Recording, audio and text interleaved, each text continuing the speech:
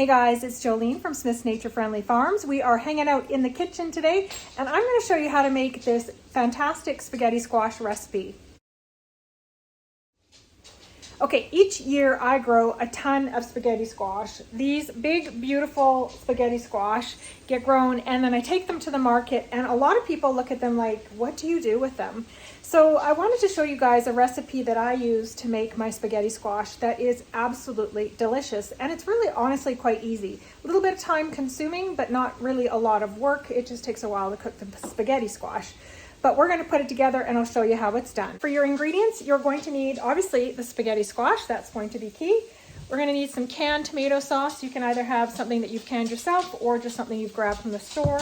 You're going to need some cheese, preferably mozzarella, but if you don't have mozzarella, any shredded cheese will do, or you can shred your own cheese.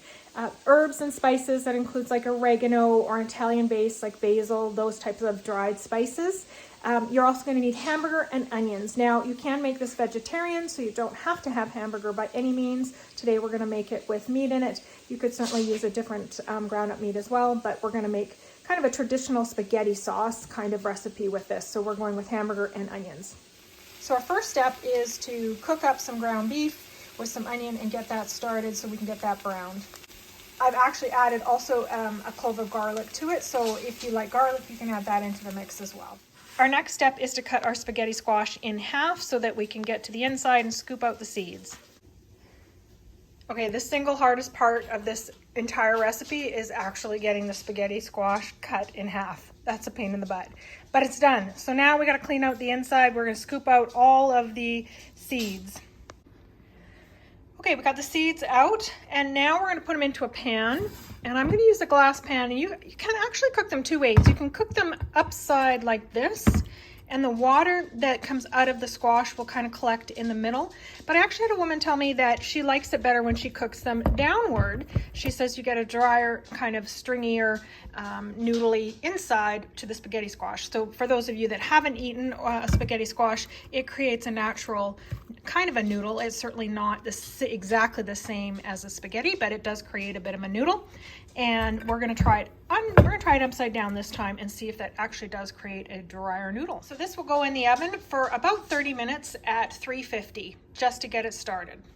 So while that cooks in the oven, we're going to start making our sauce on the stove top. So I'm taking our brown hamburger and our cooked onion, and I'm just mixing in our tomato sauce. And however you make, like your household makes spaghetti sauce, you can do it that way. We're going to toss in our oregano. Give me all the Italian flavors. Ooh, that's a lot of basil. And then you can just let this slow cook while your spaghetti squash is in the oven getting started. And we're going to toss in actually a little bit of Parmesan cheese. I think that just makes it extra delicious.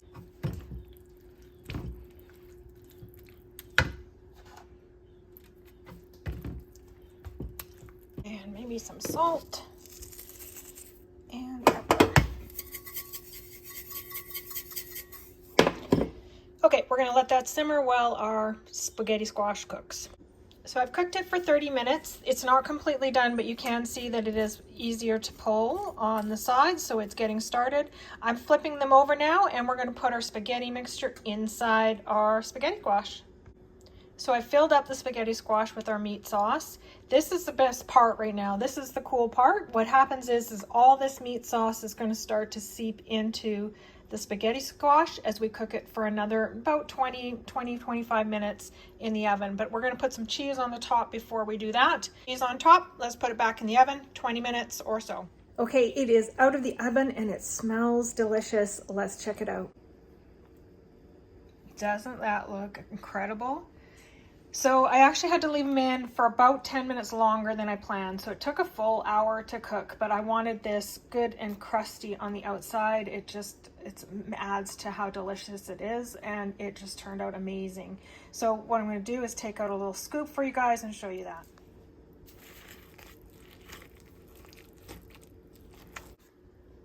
You have to use a fork in order to really get the scraping the sides down and getting the noodle out.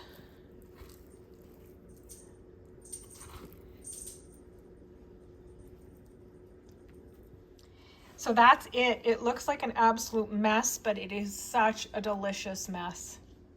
So I love growing spaghetti squash. Not only can I just eat it in that awesome recipe, but they also have fantastic storage capabilities. So you can hold a spaghetti squash for almost 6 months in some cases if you store them right. I had them last all winter last year and also back in Canada. So they do really well in storage.